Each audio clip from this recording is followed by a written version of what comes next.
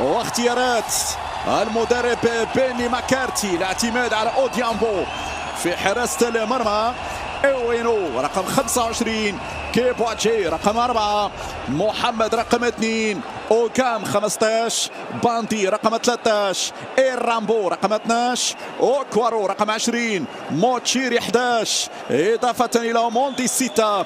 هناك موندي اخر على مستوى الخط الهجوم بينو موندي اللي يحمل كينيا مع الحماس مع الاندفاع ومع المؤازرة الهجومية. اكيد ستكون فتحة الرباطي حاضرة كذلك. ترفع هذه الكرة بالراس في القائمة الأولى. الدفاع يتدخل الضغط مع البدايات والأحرار. ينوي أفضل بكثير من هذه الأرضية. انطلاقة من هناك على الضربة الأيمن، التمريرة والأرضية والضربة الأولى، لكن الدفاع يتدخل. الدفاع كيبواتشي يقطع الكرة أمام مروعة تذهب إلى التماس. هناك احتمالية مشاهدينا الكرام لتساقط الأمطار. يمشي لبلعمري الآن، يتقدم بالعمري الكروس، بعد ذلك بالعمري لا زال ينتظر الراسي على مستوى القائمة الثانية. عماد الرياحي في القائمة الثانية بالراس والجول غريبة وعجيبة. غريبة اللقطة الماضية. القائم لا زالت مغربية بالراس، الضغط رهيب والتسديد مرت عالية. التسديد والكرة تمر عالية مشاهدينا الكرام. الضربة الأولى والقائم يرفض هدف التقدم في وضعية التسلل في اللقطة الماضية.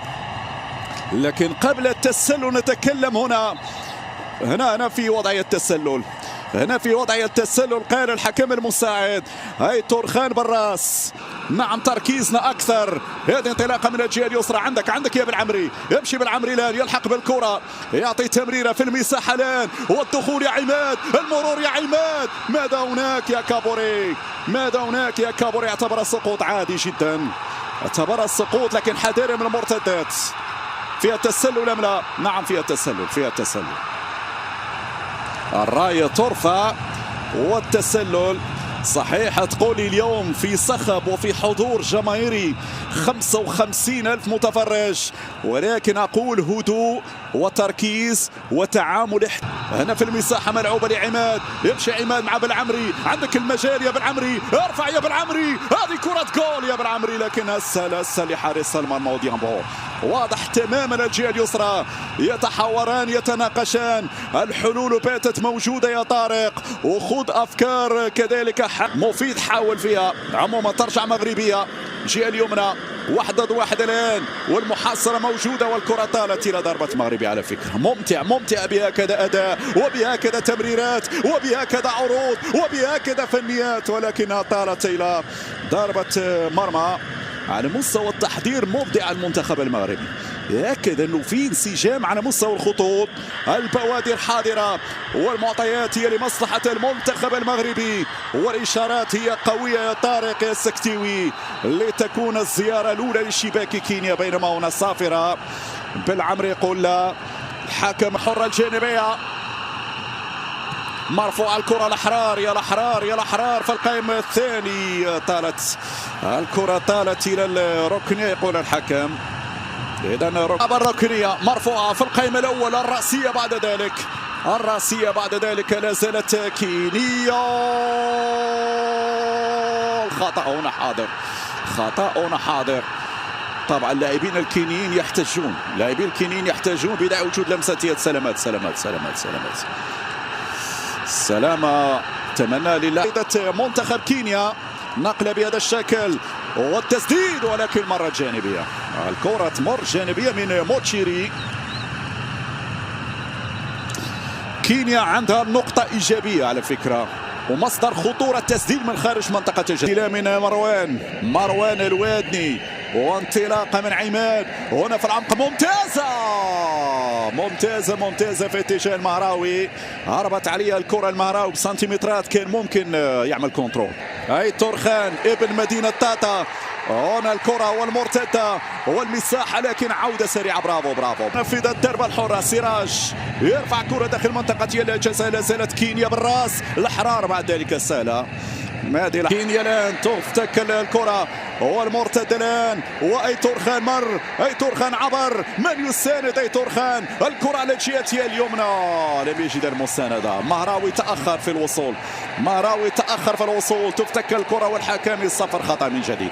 غريبة كل مرة يصفر فيها. هنا احتفى بالكرة، لا زالت مغربية، فيها ضربة الان، فيها كرة الان، فيها في العمق الان، ولكن موندي مع اوكوارو، هذا اوكوارو، هذا اوكوارو العرضية، لكن ابعاد براس. حصر الكرة من طرف عماد، رجعت كينيا التسديدة والكرة تتحول بعد ذلك إلى ركنية. نعم قاسي الآن يصعد، قصيرة لمفيد، مهراوي الآن 1 ضد 1، مهراوي بحث عن الكعبي على أطرافه في العمق، يتكتل لكن كرة بينية ممتازة لأنس باش، لا زالت مغرب. يا عماد يا عماد يا عماد يا عماد، والضربة الآن والتسديد الآن، لكن اوديامبو. المهراوي في أول كرة، المهراوي في أول تسديدة، اوديامبو يجيب استرجع من ربيع حريمات والمرتدة الكينيا الآن، ولكن في جولات. ولو أن المنتخب المغربي هذه ثاني مباراة هذه الكرة للأمام مميزة للمنتخب المغربي. وصل الكرة لأوموندي، البينية لموتشيري، موتشيري مر، التسديد لا زالت صعبة. الهدف الأول، الهدف الأول لفائدة المنتخب الكيني. مشاهدينا الكرام، هدف يأتي عن طريق اللاعب أوغام، هفوة في منطقة الجزاء. أوغام يتمكن من تسجيل الهدف. إذا النتيجة تتغير على بعد لحظات قليلة من نهاية شوط المباراة الأول. الأفضلية كينيا،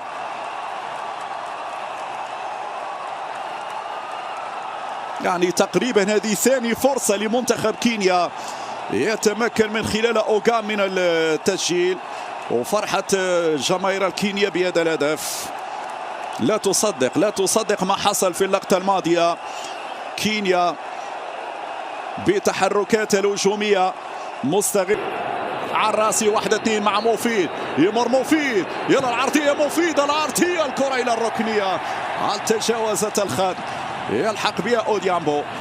الثواني الأخيرة على نهاية الشوط الأول. المفيد يلعب بينية ممتازة، استلام كرة هنا على اليمين، العرضية الكعبي هيئها، الكعبي هيئها، ارتباك، يلا يا عماد، يا الرياحي سدد، الرياحي سدد، الرياحي.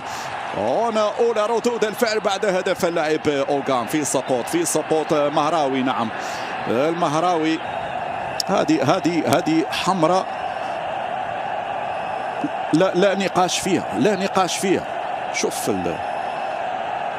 ان شاء الله الامور تكون سليمه لمهراوي.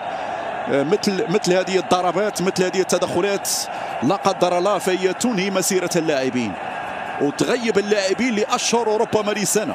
ان شاء الله الامور تكون بخير للاعب مهراوي، لكن انا انتظر البطاقه الحمراء تخرج، انتظر البطاقه الحمراء تخرج الان للاعب الكيني إيرامبو.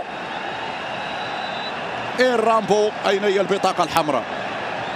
أين هي البطاقة الحمراء؟ أوكي خطأ، لكن أين هي البطاقة الحمراء؟ نعم هذا هو الصواب. في الشباك، هذه ممكن أراها في الشباك يا بالعمري، ممكن أراها في الشباك يا بالعمري، ممكن أراها في الشباك يا بالعمري. ديامبو في المكان المناسب، حتى في وسط المرمى بالعمري، حتى في وسط المرمى بالعمري. هذه ممكن كان يرفع على الجدار. معظم المباريات للنخبة المغربية في ملعب النيايو، هذه المباراة الاستثنائية التي يخوضها في موي. هذه الكرة البينية، فرصة، اضرب التسديد، الكرة مرة جانبية، ميري في أول ضربة في أول لمسة كاد يأتي بالهدف. التمريرة ذكية من طرف أنس باش. شوف أنس اللمسة البينية يضرب بها خط الدفاع ميري. أول كرة في الزاوية البعيدة في القائمة الثاني كاد يسجل هدف التعادل. الألقاب الماضية 3 كاف 1 سوبر أمام الوداد. رجعت الكرة مرة أخرى مغربية. مفيد الباس رائعة. عماد الرياحي عينك يا عماد. العرضية فيها جول. بالعمري كان قريب والأسبقية كانت ديال المدافع. تمركز رائع لبالعمري في القائمة الثاني. تمركز رائع لبالعمري. صعود طوال القامة. الوادني والعراسي حاضران. مرفوعة ديال الكرة. الوادني والحكم يقول في خطأ. الوادني اللي حاول في اللقطة الماضية. هذا هو الوادني على الصورة. منتوج نيطيرية تسييريا يتعلق الأمر بحكيم دومو اللي أسس هذا النادي، نادي سابو، واللي انطلق منه بالمناسبة اللاعب مع الفيس، وبعدها حاليا يعتبر مكسب كبير لنادي الجيش الملكي. انطلاقه من الجهة اليسرى لعناصر المنتخبية المغربي. في خطأ نعم في خطأ. ضربة حرة لفائدة المنتخب المغربي لعماد الرياحي على بداية الشوط المباراة الثاني. صابر مرفوعة الكرة الراسية لا زالت مغربية. يعطي تمرير الآن استلام الربيع حريمة. صابر بوغرين الفكرة ممتازة ولكن كانت قوية. صابر الوادني يراقب أموره في الدفاع. الوادني يقطع كرة. رجعت كينيا من جديد. هذه خطيرة والحكم يقول ماذا؟ الحكم يقول ضربة جزاء. يعني من كرة ميتة منتخب كينيا يتحصل على ضربة جزاء. من كرة ميتة منتخب كينيا يتحصل على ضربة جزاء. هل فيها أم لا؟ هل فيها ضربة جزاء أم لا؟ هذه الإعادة. هذه الإعادة. الكرة للأمام. هنا أين هي ضربة جزاء؟ لا، أعطيها من زاوية أخرى. شوف هذه فيها تحايل واضح من طرف اللاعب الكيني. هو من بحث عن ضربة جزاء. حاول يمول الحكم. هذه صورة تقريبية أخرى. لا، هذه أبعد. لكن أنا أرى بأن القرار السليم هو إلغاء ضربة الجزاء. في النهاية الحكم خاض القرار. هل سيبقى على قراره الأول أم سيتدارك؟ نعم، هذا هو القرار السليم. ضربة جزاء. تدخل ممكن خارج المنطقة. عموما ستلعب الضربة الحرة الجانبية. هنا تسدد الكرة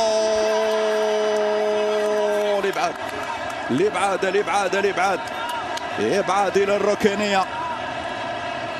هذه الإعادة كانت في اتجاه المرمى. غريب. الركنية مرفوعة في القائمة الأولى. الرأسية بعد ذلك فيها إبعاد ولا زالت خطيرة. العددية الآن مع الصعود على الراسي. يلعب كرة لمفيد. تأتي العرضية. مفيد. أنس باش يرفع كرة بالراس مغربية والدفاع بصعوبة. تشكيلة ودخول كذلك اللاعب من هنا الأمامية. الكرة الوادني مرت عليك يا الوادني. الرحولي مكان أنس باش. حظوظه على الأقل انتزاع التعادل بينما الرحولي في الجهة اليمنى. الرحولي يمر العرضية بعد ذلك خطيرة والهدف يضيع. صابر بوغرين حطها في تحت. يا صابر أعلى يا صابر. والكرة إلى ضربة مرمى. صابر بوغرين كان قريب من إدراك هدف التعادل. لمسة جميلة جدا. صلاح الدين الرحولي في العرضية واللمسة الأخيرة افتقدت للدقة. يا صابر يا بوغرين. لو المنتخب المغربي سجل هدف الأمور ستكون أفضل. ميري الآن يرفع الكرة كروس في القائمة الأول. التكتل. نعم، الحل يكون التسديد. والبينية الآن. امشي واضرب يا المليوي. يراوغ المليوي يتحدى في هذه الكرة. الخروج لعراسي وصابر بوغرين يبدأ في الصناعة الأجملان. يمشي لميري ومفيد والعرضية بعد ذلك. من يتابع الكرة؟ ميري مرة أخرى. ميري واستماتة دفاعية كينيا تخرج إلى رمية جانبية في هذه اللحظات. الربيع وسط الميدان مع الصابر بسرعة يا صابر، البينية يا صابر ولكن أقرب إليه أوديامبو. على الكرة في العمق، لا الكل محاصر مراقب، خروج من الرقابة من وسام المليوي. الكعبي تقريبا غايب في المباراة. هذه البينية ممتازة وميري العرضية، ارفع الكرة الركن لكن وصلت على الجهة اليسرى، تبقى مغربية. البينية ممتازة ذكية عالية يا حريمات، العرضية الركنية بعد ذلك. ميري 1 ضد 1، ميري اليمر، ميري العرضية الركنية بعد ذلك. زالت هنا الجهة اليسرى، صابر مرفوع الكرة بالراس، الوادني بالراس لكن أوديامبو في المكان المناسب. مباراة تتوقف مجددا، إصابة اللاعب مروان الوادني. الآن يلعب الكرة للرحولي، الرحولي البينية داخل منطقة الجزاء، الباس رائع لميري، ميري يرفع الكرة والراسية بعد ذلك لا زالت يا مفيد، اضرب يا مفيد، يا مفيد يا حريمات، يلعب يا مفيد، يرفع كرة مرة أخرى في القائمة الثانية الراسية ولكنها بعيدة من الكعبي. بينية ممكن طلق ميري لكن مفيد لم يمرر. هذه البينية ممكن، في خطأ في خطأ في خطأ في خطأ في خطأ، نعم كان محق حكم المباراة. إذن أوديامبو يتحصل على الضربة الحرة لميري، الرحولي من جديد، ممتازة التمريرة، غير معقول غير معقول، كرة بالعمري تضيع، فرصة بالعمري للتعديل بعد بناء هجومي محكم. شوف تمريرات في منتهى الروعة، في منتهى الروعة.